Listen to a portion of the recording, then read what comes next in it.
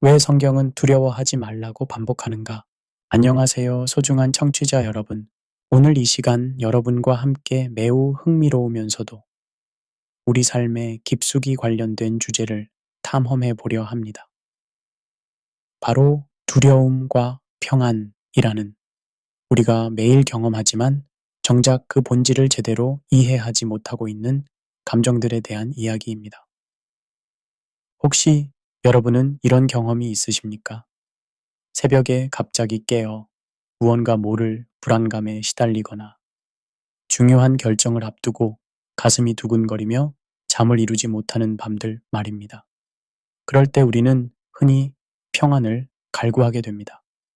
그런데 여기서 중요한 질문이 하나 떠오릅니다. 우리가 찾고 있는 그 평안이 과연 진짜일까요? 성경을 펼쳐보면 놀라운 사실을 발견하게 됩니다. 두려워하지 말라는 표현이 무려 365번이나 등장한다는 것입니다. 마치 하나님께서 우리에게 1년 365일 매일매일 두려워하지 말라고 속삭여 주시는 것 같습니다. 왜 하나님은 이토록 반복해서 우리에게 두려움을 버리라고 하실까요? 그리고 우리가 추구하는 평안은 정말 하나님이 주시는 그 평안과 같은 것일 같습니까? 오늘 우리는 이 질문들을 함께 탐구해 보면서 진정한 평안의 모습을 발견하고 동시에 우리를 속이는 거짓 평안의 정체도 폭로해 보려 합니다. 이 여정을 통해 여러분이 진짜 평안을 경험하시기를 진심으로 소망합니다. 제 1장 두려움이라는 감정의 미스터리. 인간의 감정 중에서 두려움만큼 복잡하고 신비로운 것도 없을 것입니다. 심리학자들은 두려움을 기본 감정 중 하나로 분류하며 진화론적 관점에서는 생존을 위한 필수적인 감정이라고 설명합니다. 그런데 정말 흥미로운 것은 인간의 두려움이 다른 동물들의 단순한 위험 회피 본능과는 차원이 다르다는 점입니다. 프랑스의 철학자 장폴 사르트르는 인간의 불안을 무로부터의 자유라고 표현했습니다. 즉, 인간은 미래에 대한 무한한 가능성 앞에서 선택의 자유를 가지지만 바로 그 자유 때문에 불안을 느낀다는 것입니다. 사르트르의 관점에서 보면 두려움은 인간만이 가질 수 있는 특권이자 저주인 셈입니다. 여기서 잠깐 우리 일상을 돌아보겠습니다. 아침에 일어나 출근길에 서면서 오늘 상사가 나를 어떻게 볼까 하는 걱정, 아이를 학교에 보내며 우리 아이가 친구들과 잘 지낼까 하는 염려, 저녁에 뉴스를 보며 느끼는 세상이 점점 더 위험해지는 것 같다는 불안감들. 이 모든 것들이 바로 사르트르가 말한 그 무로부터의 자유 앞에서 느끼는 인간만의 두려움들입니다. 그런데 여기서 더욱 흥미로운 점은 심리학자 로버트 플루칙의 감정이론입니다. 그는 두려움이 단순히 위험을 회피하려는 감정이 아니라 실제로는 통제력 상실에 대한 반응이라고 주장했습니다. 즉, 우리가 두려워하는 것은 위험 자체가 아니라 그 위험에 대해 우리가 아무것도 할 수 없다는 무력감이라는 것입니다. 이 관점에서 보면 현대인들의 두려움이 왜 이토록 다양하고 복잡한지 이해할 수 있습니다. 과거에는 주로 자연재해나 맹수와 같은 구체적이고 명확한 위험들을 두려워했다면 현대인들은 경제적 불안정, 사회적 고립, 정체성의 혼란, 미래에 대한 불확실성 등 추상적이고 복합적인 두려움들을 안고 살아갑니다. 여기서 우리가 던져야 할 중요한 질문이 있습니다. 과연 이러한 두려움들이 모두 부정적인 것일까요? 철학자 쇠렌 키르케고르는 불안은 자유의 현기증이라고 말했습니다. 그의 관점에서 보면 불안과 두려움은 단순히 제거해야 할 부정적 감정이 아니라 인간이 진정한 자아를 발견하고 성장하는 과정에서 필연적으로 겪어야 하는 경험입니다. 키르케고르는 이를 세 단계로 설명했습니다. 첫 번째는 미적 단계로 쾌락과 순간적 만족을 추구하며 불안을 회피하려는 단계입니다. 두 번째는 윤리적 단계로 도덕적 의무와 사회적 규범을 통해 안정을 찾으려는 단계입니다. 마지막은 종교적 단계로 절대자와의 관계 속에서 진정한 평안을 발견하는 단계입니다. 이런 관점에서 보면 현대 사회의 많은 사람들이 첫 번째와 두 번째 단계에서 맴돌며 진정한 평안을 찾지 못하는 이유를 알 수 있습니다. 소비와 오락을 통해 일시적으로 불안을 달래거나 사회적 성공과 인정을 통해 안정감을 얻으려 하지만 이러한 방법들은 근본적인 해결책이 되지 못합니다. 그렇다면 성경은 이 두려움이라는 감정을 어떻게 바라볼까요? 히브리어 원어에서 두려움을 뜻하는 야레라는 단어는 매우 흥미로운 의미의 스펙트럼을 가지고 있습니다. 이 단어는 단순한 공포나 무서움을 의미하기도 하지만 동시에 경외감, 존경, 경배라는 의미도 포함합니다. 여기서 우리는 중요한 통찰을 얻게 됩니다. 성경에서 말하는 두려움은 단순히 제거해야 할 부정적 감정이 아니라 그 대상과 방향에 따라 완전히 다른 성격을 가진다는 것입니다. 하나님을 향한 경외의 두려움은 지혜의 시작이며 죄와 심판을 향한 두려움은 회개로 이끄는 은혜의 통로가 됩니다. 이 지점에서 우리는 현대 심리학과 성경의 관점 사이에서 흥미로운 접점을 발견하게 됩니다. 심리학이 말하는 통제력 상실에 대한 두려움과 성경이 말하는 하나님 없는 삶의 두려움은 결국 같은 뿌리에서 나온다고 볼 수 있습니다. 제2장 성경 속 두려움의 깊은 의미. 성경을 읽어보면 놀라운 사실을 발견하게 됩니다. 하나님의 백성들조차 끊임없이 두려움과 싸우고 있다는 것입니다. 아브라함, 이삭, 야곱, 모세, 다윗, 예수님의 제자들까지 성경의 주요 인물들은 모두 인간적인 두려움을 경험했습니다. 그렇다면 왜 하나님은 이들에게 두려워하지 말라고 반복해서 말씀하셨을까요? 구약신학자 월터 브루그만은 구약성경에 두려워하지 말라는 표현들을 분석하면서 흥미로운 패턴을 발견했습니다. 이 표현들은 주로 세 가지 상황에서 등장한다는 것입니다. 첫째, 하나님의 부르심을 받은 순간. 둘째, 절망적인 위기의 순간. 셋째, 새로운 시작을 앞둔 순간입니다. 예를 들어 이사야 41장 10절의 말씀을 살펴보겠습니다. 두려워하지 말라, 내가 너와 함께함이라. 놀라지 말라, 나는 내 하나님이 됨이라. 내가 너를 굳세게 하리라. 참으로 너를 도와주리라. 참으로 나의 의로운 오른손으로 너를 붙들리라. 이 말씀이 주어진 배경을 보면 이스라엘 백성들이 바벨론 포로 생활 중에 있었던 때입니다. 조국을 잃고 성전을 잃고 정체성마저 흔들리는 절망적인 상황에서 하나님은 두려워하지 말라고 말씀하십니다. 그런데 여기서 주목할 점은 하나님이 단순히 걱정하지 마라 라고 위로만 하시는 것이 아니라는 것입니다. 성경에 두려워하지 말라는 명령에는 항상 네 가지 요소가 포함되어 있습니다. 첫째, 하나님의 임재, 내가 너와 함께함이라. 둘째, 하나님의 정체성, 나는 네 하나님이 됨이라. 셋째, 하나님의 약속, 내가 너를 굳세게 하리라. 그리고 넷째, 하나님의 행동, 나의 의로운 오른손으로 너를 붙들리라. 여기서 우리는 성경적 두려움, 극복의 핵심을 발견하게 됩니다. 그것은 두려움 자체를 부인하거나 억압하는 것이 아니라 두려움보다 더 큰 현실, 즉 하나님의 임재와 약속을 인정하는 것입니다. 신약 성경에서 예수님이 제자들에게 하신 말씀들도 같은 패턴을 보여줍니다. 요한복음 14장 27절에서 예수님은 내가 너희에게 평안을 끼치노니 곧 나의 평안을 너희에게 주노라. 내가 주는 것은 세상이 주는 것과 같지 아니하니라. 너희는 마음에 근심하지도 말고 두려워하지도 말라고 말씀하셨습니다.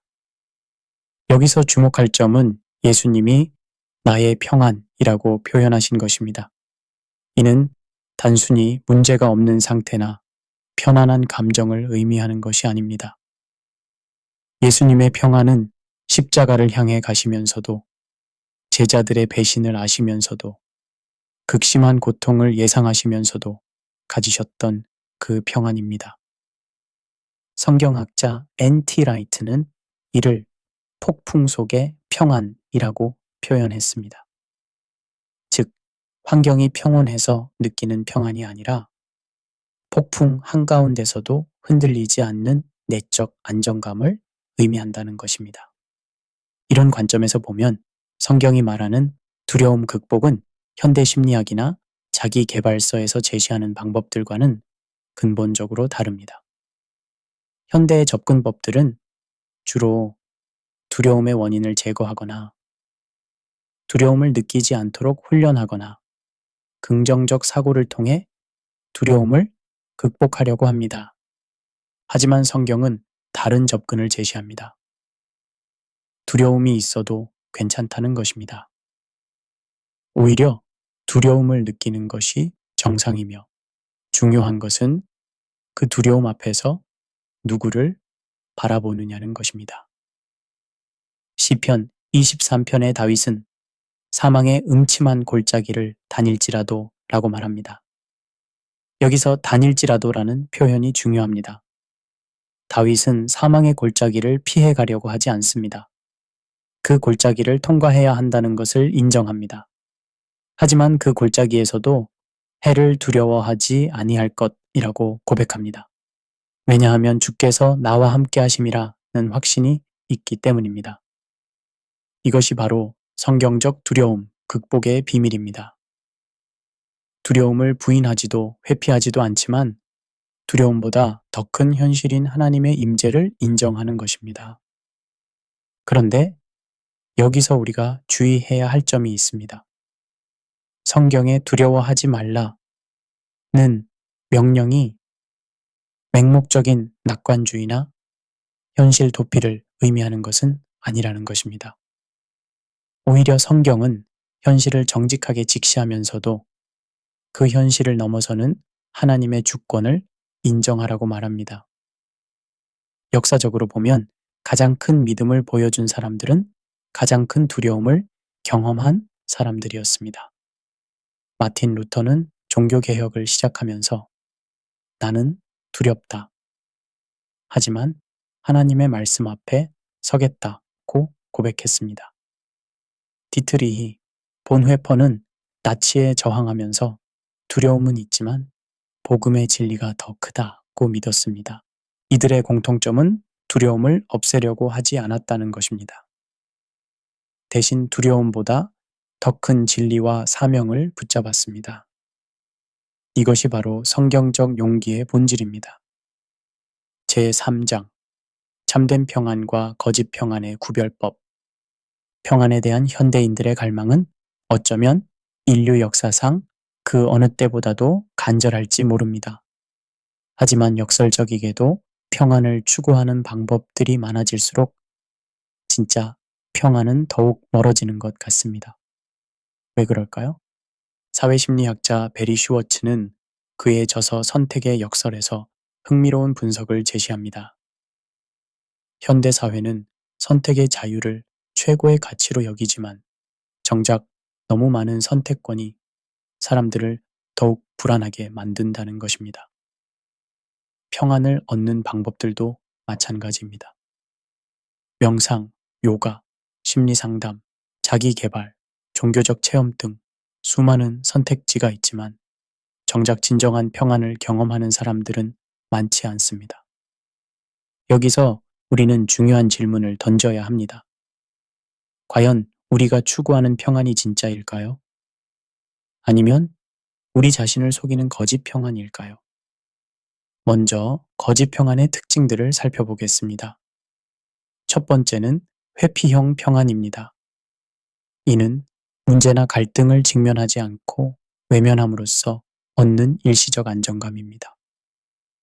현대사회에서 이런 회피형 평안의 대표적인 예는 과도한 엔터테인먼트 소비, 알코올이나 약물 의존, 또는 끊임없는 바쁨을 통해 생각할 시간을 없애는 것들입니다. 프랑스의 철학자 블레즈 파스칼은 이미 17세기에 이런 현상을 예리하게 통찰했습니다. 그는 인간이 오락과 기분 전환에 몰두하는 이유가 자신의 비참한 조건을 잊기 위해서라고 말했습니다. 인간의 모든 불행은 방 한 칸에 조용히 앉아있지 못하는 데서 온다. 는 그의 유명한 말은 오늘날에도 여전히 유효합니다. 두 번째는 환경 의존형 평안입니다. 이는 외부 조건이 좋을 때만 누릴 수 있는 평안입니다. 좋은 직장, 안정된 수입, 건강한 몸, 원만한 인간관계 등이 보장될 때만 평안을 느끼는 것입니다.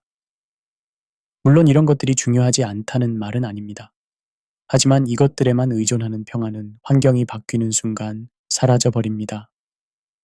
경제학자 데니얼 카너먼의 연구에 따르면 사람들은 자신의 행복이 외부 조건에 의해 결정된다고 생각하지만 실제로는 외부 조건의 변화에 금세 적응해 버린다고 합니다. 이를 쾌락 적응이라고 하는데 이는 환경 의존형 평안이 왜 지속되지 못하는지를 잘 설명해 줍니다. 세 번째는 감정 중심형 평안입니다. 이는 특정한 기분이나 감정적 상태를 평안과 동일시하는 것입니다. 찬양을 부를 때의 황홀감, 기도 후의 숙연함, 명상 중의 고요함 등을 진짜 평안이라고 착각하는 경우입니다. 감정은 변하기 마련입니다. 아무리 좋은 감정도 영원히 지속될 수는 없습니다. 하지만 많은 사람들이 이런 일시적 감정을 영속적 평안과 혼동합니다. 특히 종교적 체험에서 이런 혼동이 자주 일어납니다. 네 번째는 자기 기만형 평안입니다. 이는 현실을 왜곡하거나 부인함으로써 얻는 평안입니다. 긍정적으로 생각하면 다 잘 될 거야. 믿으면 안 되는 일이 없어. 모든 일에는 다 이유가 있어. 같은 말들로 자신을 위로하는 것입니다. 물론 긍정적 사고나 믿음 자체가 나쁜 것은 아닙니다. 하지만 이것들이 현실 직시를 방해하거나 필요한 행동을 미루게 하거나 타인의 고통에 무감각하게 만든다면 그것은 건전한 평안이 아닙니다. 그렇다면 참된 평안은 어떤 특징을 가질까요? 첫째, 참된 평안은 진리 위에 세워진 평안입니다. 이는 현실을 있는 그대로 인정하면서도 그 현실을 뛰어넘는 더 큰 진리를 붙잡는 데서 오는 평안입니다.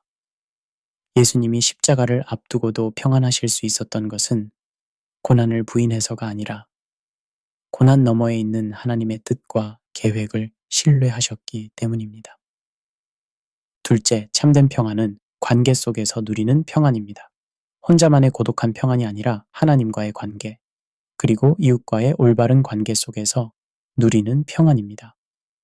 성경에 샬롬이라는 단어가 단순한 개인적 평온이 아니라 공동체적 번영과 화평을 의미하는 것도 이 때문입니다.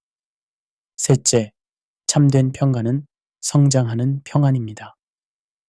정체되거나 안주하는 평안이 아니라 어려움을 통해 더욱 깊어지고 성숙해지는 평안입니다. 사도 바울이 환난 중에도 즐거워한다 고 말할 수 있었던 것은 환난이 인내를, 인내가 연단을, 연단이 소망을 이룬다는 것을 알았기 때문입니다. 넷째, 참된 평안은 행동하는 평안입니다.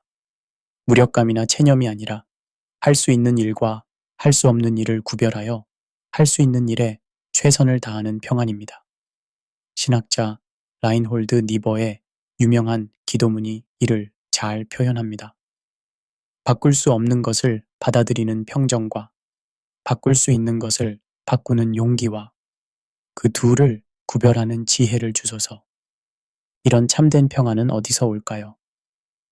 성경은 그 근원을 분명히 제시합니다. 바로 하나님과의 올바른 관계입니다. 로마서 5장 1절은 그러므로 우리가 믿음으로 의롭다 하심을 받았으니 우리 주 예수 그리스도로 말미암아 하나님과 화평을 누리자라고 말합니다.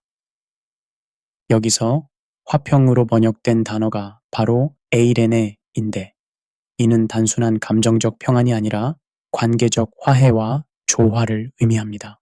즉, 하나님과의 관계가 회복될 때 진정한 평안이 시작된다는 것입니다. 제4장 현대교회 안의 위험한 평안 추구.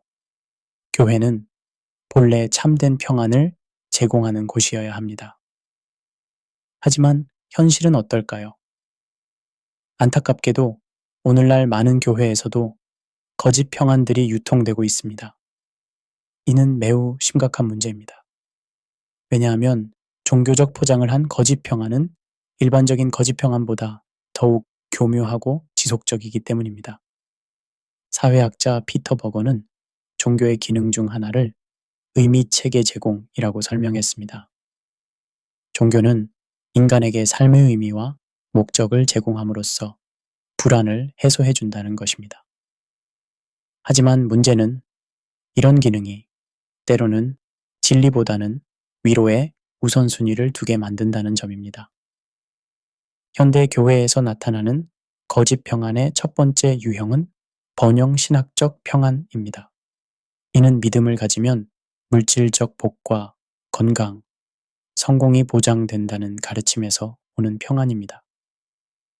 하나님이 나를 사랑하시니까 나쁜 일이 일어날 리 없어. 믿음으로 고백하면 다 이루어져 같은 말들이 이런 평안을 대표합니다. 이런 평안의 문제점은 명확합니다. 실제로 어려움이 닥쳤을 때 믿음이 흔들린다는 것입니다. 더 심각한 것은 고난당하는 사람들을 믿음이 부족해서 라고 정죄하게 만든다는 점입니다. 욥의 친구들이 욥을 향해 했던 그 잘못된 위로와 정죄를 반복하는 것입니다.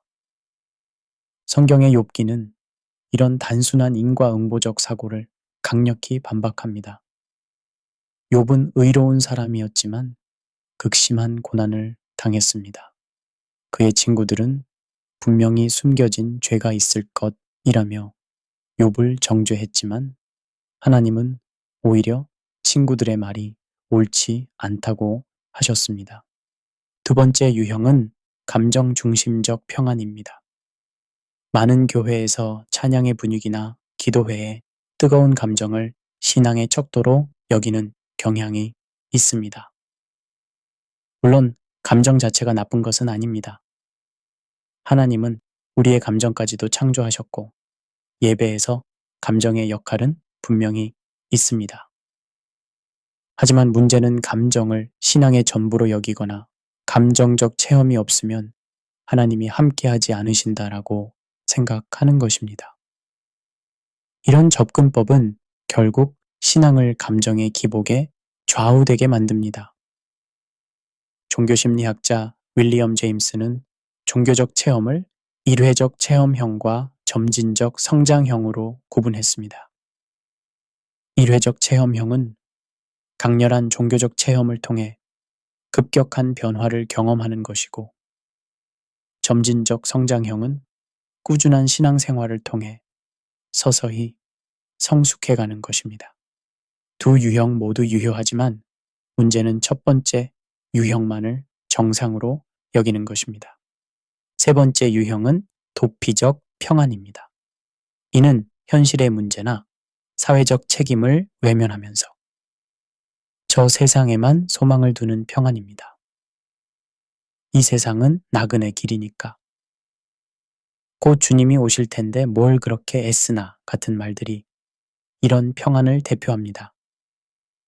물론 그리스천에게 영원한 소망은 중요합니다. 하지만 이것이 현재의 책임을 포기하는 핑계가 되어서는 안 됩니다. 예수님은 제자들에게 세상에서 나오라고 하지 않으시고 세상에 있으나 세상에 속하지 말라고 하셨습니다. 즉, 세상 속에서 빛과 소금의 역할을 감당하라는 것입니다. 역사적으로 볼 때 가장 큰 사회적 변화를 이끈 그리스천들은 모두 현실 도피가 아닌 현실 참여를 통해 하나님의 뜻을 이루려 했습니다. 윌리엄 윌버포스의 노예제 폐지 운동, 마틴 루터 킹의 민권운동, 디트리히 본회퍼의 나치 저항 등이 그 예입니다. 네 번째 유형은 율법주의적 평안입니다. 이는 특정한 규칙이나 의식을 지킴으로써 얻는 안정감입니다. 매일 새벽 기도를 하고 11조를 하고 주일을 성수하면 하나님이 보호해 주실 거야. 같은 생각이 이에 해당합니다. 물론 경건한 생활 자체가 나쁜 것은 아닙니다. 하지만 이것들이 하나님의 은혜를 얻기 위한 조건이 되거나 이것들을 지키지 못했을 때 정죄감에 시달린다면 그것은 건전한 신앙이 아닙니다. 바울은 갈라디아서에서 이런 율법주의적 사고를 강력히 비판했습니다. 그리스도께서 우리를 자유롭게 하려고 자유를 주셨으니 그러므로 굳건하게 서서 다시는 종의 멍에를 매지 말라. 갈라디아서 5장 1절. 진정한 그리스천의 평안은 율법을 지켜서 얻는 것이 아니라 그리스도 안에서 이미 주어진 은혜를 누리는 것입니다.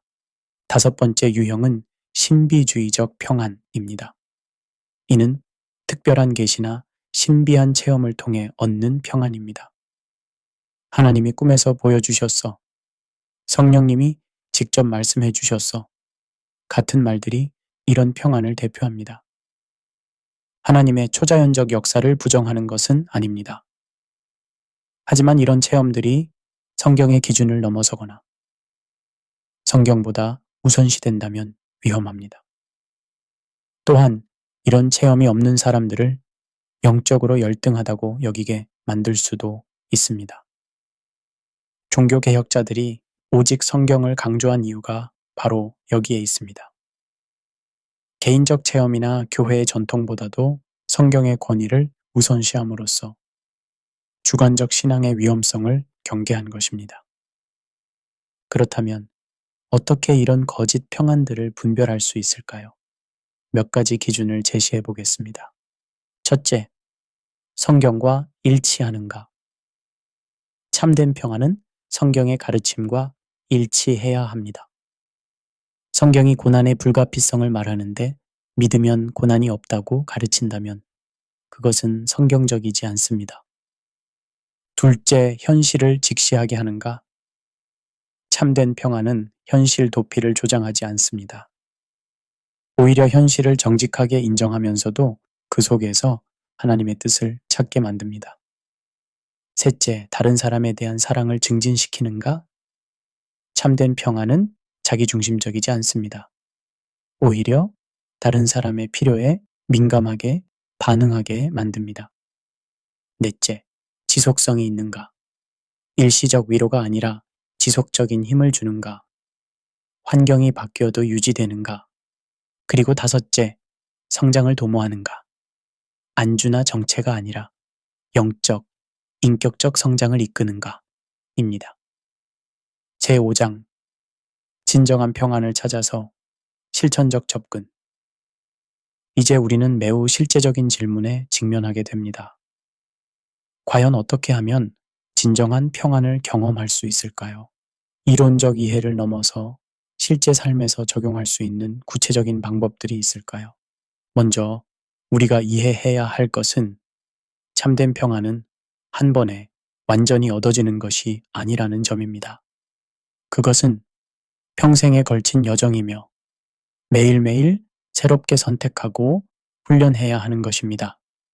신경과학자 릭 헨스는 뇌과학 연구를 통해 흥미로운 사실을 발견했습니다. 인간의 뇌는 기본적으로 부정 편향을 가지고 있다는 것입니다. 즉, 좋은 일보다는 나쁜 일에 더 민감하게 반응하도록 설계되어 있다는 것입니다. 이는 생존을 위해서는 유용했지만 현대사회에서는 과도한 불안과 걱정의 원인이 됩니다. 하지만 동시에 헨스는 뇌의 신경가소성 때문에 새로운 신경 패턴을 형성할 수 있다고 말합니다. 즉, 의식적인 노력과 반복적인 훈련을 통해 평안을 경험하는 새로운 신경 회로를 만들 수 있다는 것입니다. 이는 성경의 가르침과 놀랍도록 일치합니다. 바울은 빌립보서 4장 8절에서 무엇에든지 참되며 무엇에든지 경건하며 무엇에든지 오르며 무엇에든지 정결하며 무엇에든지 사랑받을 만하며 무엇에든지 칭찬받을 만하며 무슨 덕이 있든지 무슨 기림이 있든지 이런 것들을 생각하라고 말했습니다. 이는 단순한 긍정적 사고가 아니라 의식적으로 진리에 초점을 맞추는 훈련입니다. 첫 번째 실천. 말씀 묵상을 통한 진리 정착.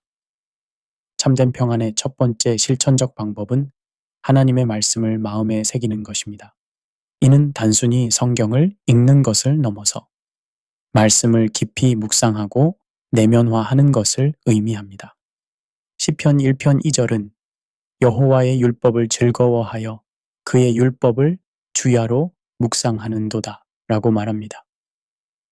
여기서 묵상으로 번역된 히브리어 하가는 원래 중얼거리다, 되새기다는 의미입니다. 마치 소가 되새김질을 하듯이 하나님의 말씀을 반복해서 되새기는 것입니다. 현대의 묵상법 중에서 특히 효과적인 것은 렉시오 디비나입니다. 이는 4단계로 구성됩니다. 첫째, 읽기. 말씀을 천천히 주의 깊게 읽습니다. 둘째, 묵상. 특별히 마음에 와닿는 단어나 구절을 반복해서 생각합니다. 셋째, 기도. 그 말씀을 기초로 하나님과 대화합니다. 넷째, 관상. 조용히 하나님의 임재를 누립니다. 두 번째 실천. 감사의 훈련. 심리학자 로버트 에몬스의 연구에 따르면 감사를 정기적으로 표현하는 사람들은 그렇지 않은 사람들보다 25% 더 행복하다고 합니다. 또한 면역력도 강화되고 수면의 질도 향상된다고 합니다. 하지만 성경적 감사는 단순한 긍정적 사고와는 다릅니다. 바울은 범사에 감사하라고 했는데 이는 모든 일이 좋아서가 아니라 그것이 그리스도 예수 안에서 너희를 향하신 하나님의 뜻이기 때문입니다. 데살로니가 전서 5장 18절. 즉, 성경적 감사는 상황에 대한 감사가 아니라 상황 속에서도 변하지 않으시는 하나님의 사랑과 주권에 대한 감사입니다. 이런 감사는 환경에 좌우되지 않는 깊은 평안을 가져다 줍니다. 세 번째 실천. 기도를 통한 염려 위탁. 빌립보서 4장 6절과 7절은 평안을 위한 구체적인 처방전을 제시합니다. 아무것도 염려하지 말고 다만 모든 일에 기도와 간구로 너희 구할 것을 감사함으로 하나님께 아뢰라. 그리하면 모든 지각에 뛰어난 하나님의 평강이 그리스도 예수 안에서 너희 마음과 생각을 지키시리라. 여기서 중요한 것은 기도의 내용입니다. 단순히 문제 해결을 요청하는 것이 아니라 감사함으로 하나님께 아뢰는 것입니다. 이는 결과와 상관없이 하나님의 선하심을 신뢰한다는 의미입니다. 또한 모든 지각에 뛰어난이라는 표현이 중요합니다. 하나님의 평강은 우리의 이해를 뛰어넘습니다. 즉, 논리적으로 설명할 수 없지만 확실히 경험되는 평안이라는 것입니다. 네 번째 실천. 공동체를 통한 상호 격려. 평안은 혼자만의 노력으로 얻어지는 것이 아닙니다.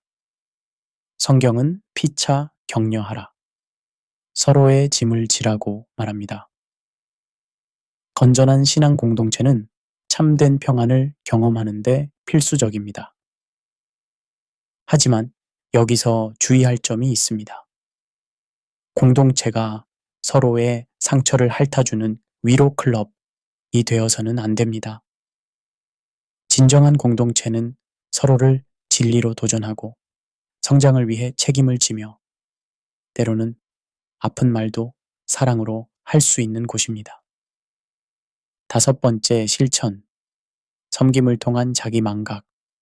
역설적이게도 자신의 평안만을 추구할 때는 평안을 얻기 어렵습니다. 진정한 평안은 자기를 잊고 다른 사람을 섬길 때 부산물로 따라오는 경우가 많습니다. 예수님은 누구든지 제 목숨을 구원하고자 하면 잃을 것이요.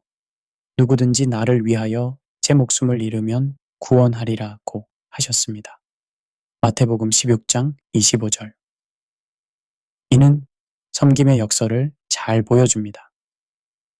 심리학자 빅터 프랭클도 유사한 통찰을 제시했습니다. 그는 행복은 추구할 수 없고 오직 일어날 뿐이라고 말했습니다.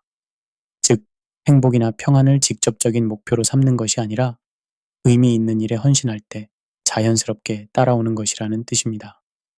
6번째 실천, 고난을 통한 성숙. 마지막으로 우리는 고난 자체가 평안에 이르는 하나의 경로라는 것을 인정해야 합니다. 이는 고난을 찾아다니라는 뜻이 아니라 피할 수 없는 고난을 올바르게 받아들이라는 뜻입니다. 야고보서 1장 2절부터 4절은 내 형제들아 너희가 여러 가지 시험을 당하거든 온전히 기쁘게 여기라. 이는 너희 믿음의 시련이 인내를 만들어 내는 줄 너희가 알미라. 인내를 온전히 이루라. 이는 너희로 온전하고 구비하여 조금도 부족함이 없게 하려 함이라. 라고 말합니다. 여기서 온전히 기쁘게 여기라는 것은 고난 자체를 좋아하라는 뜻이 아닙니다. 고난을 통해 이루어질 하나님의 선한 목적을 바라보라는 뜻입니다. C.S. 루이스는 고통의 문제에서 하나님은 우리의 욕망에는 속삭이시고 양심에는 말씀하시지만 고통에는 외치신다고 말했습니다. 때로는 고난을 통해서만 들을 수 있는 하나님의 음성이 있습니다. 이 모든 실천들의 공통점은 무엇일까요? 그것은 평안이 우리의 노력으로 만들어내는 것이 아니라 하나님께서 이미 주신 것을 발견하고 누리는 것이라는 점입니다. 우리의 역할은 그 평안을 가로막는 장애물들을 제거하고 평안이 흘러들어올 수 있는 통로를 만드는 것입니다. 에필로그 평안의 여정을 마치며 친애하는 청취자 여러분, 우리가 함께 걸어온 이 여정을 돌아보면서 몇 가지 중요한 통찰들을 정리해 보겠습니다. 첫째, 두려움 자체는 우리의 적이 아닙니다. 두려움은 인간됨의 일부이며 때로는 우리를 더 깊은 진리로 이끄는 안내자 역할을 하기도 합니다. 중요한 것은 두려움을 없애는 것이 아니라 두려움보다 더 큰 현실인 하나님의 사랑과 주권을 인정하는 것입니다. 둘째, 평안에는 가짜와 진짜가 있습니다. 가짜 평안은 일시적이고 환경에 의존적이며 현실을 외면하게 만듭니다.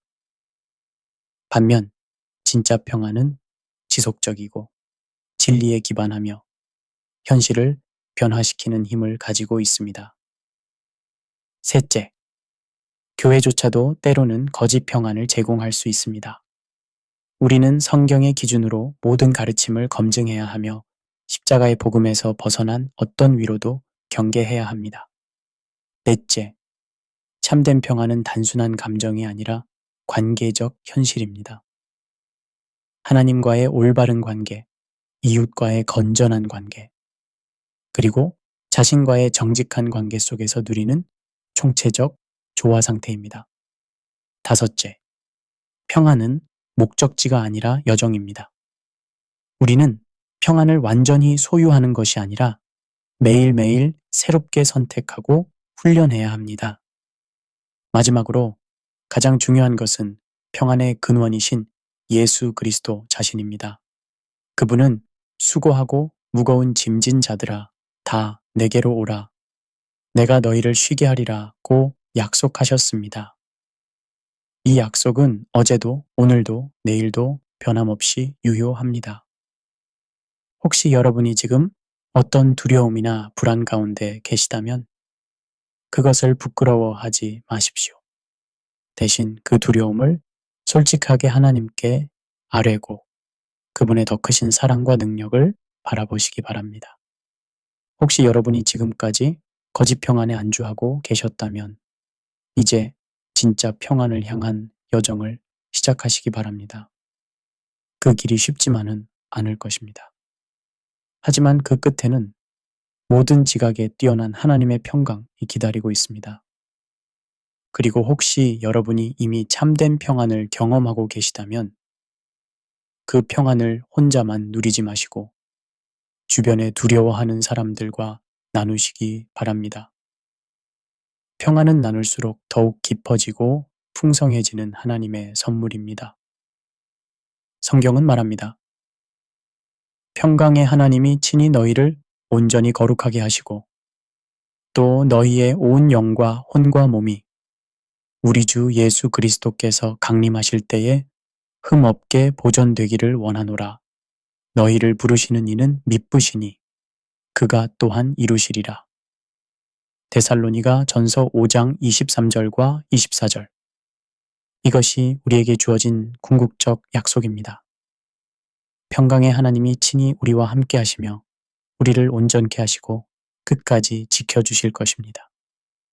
이 약속을 믿고 이 약속 위에서 오늘도 평안의 여정을 계속해 나가시기를 진심으로 축복합니다. 여러분과 함께한 이 소중한 시간을 마치며 하나님의 평안이 여러분의 마음과 생각을 지키시기를 기도합니다. 감사합니다.